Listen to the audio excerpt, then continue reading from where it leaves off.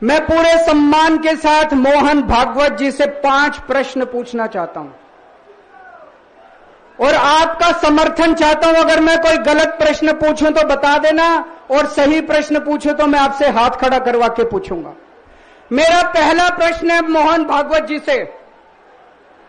जिस तरह मोदी जी देश भर में लालच देके या ईडी और सीबीआई की धमकी देके, डरा के दूसरी पार्टी के नेताओं को तोड़ रहे हैं, पार्टियां तोड़ रहे हैं, सरकारें गिरा रहे हैं, क्या यह देश के लिए सही है?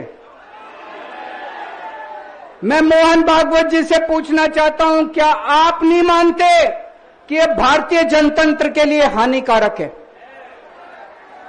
पूछना चाहिए कि नहीं पूछना चाहिए मोहन भागवत जी से? मेरा दूसरा प्रश्न है उनसे। देश भर में सबसे भ्रष्टाचारी नेताओं को मोदी जी ने अपनी पार्टी में शामिल करवा लिया। जिन नेताओं को कुछ दिन पहले मोदी जी ने खुद सबसे भ्रष्टाचारी बोला, जिन नेताओं को अमित शाह जी ने खुद भ्रष्टाचारी बोला, कुछ दिन के बाद उनको बीजेपी में शामिल करा लिया। मैं मोहन भागवत जी से पूछना चाहता हूं, क्या इस प्रकार की राजनीति से आप सहमत हो? क्या आपने कभी ऐसी बीजेपी की कल्पना की थी? पूछना चाहिए कि नहीं पूछना चाहिए मोहन भागवत जी से? मेरा तीसरा प्रश्न है मोहन भागवत जी से। बीजेपी आरएसएस की कोख से पैदा हुई है कि नहीं है? कहा जाता है ये देखना आरएसएस की जिम्मेदारी है कि बीजेपी पथभ्रष्ट ना हो। मैं मोहन भागवत जी से पूछना चाहता हूं, क्या आप आज की बीजेपी के इन कदमों से सहमत हैं? क्या आपने कभी मोदी जी से यह सब ना करने के लिए बोला? मोहन भागवत जी बताएं कि क्या आपने मोदी जी को यह सब गलत हरकतें करने से रोका कभी? पूछना चाहिए नहीं पूछना चाहिए? मेरा चौथा प्रश्न है मोहन भागवत जी से। जेपी नड्डा जी ने लोकसभा चुनाव के दौरान उन्होंने कहा कि बीजेपी को अब आरएसएस की जरूरत नहीं है। आरएसएस बीजेपी की मां समान है कि नहीं है? क्या बेटा इतना बड़ा हो गया कि मां को आंखें दिखाने लग गया? क्या बेटा इतना बड़ा हो गया कि आज मां को आंखें दिखाने लग गया?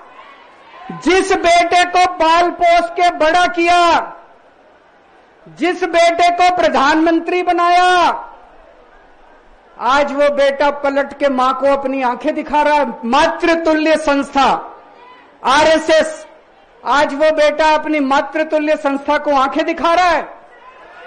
मैं मोहन भागवत जी से पूछना चाहता हूं, जब नड्डा जी ने ये कहा तो आपके दिल पे क्या गुजरी, आप जरा बताइए इस देश को।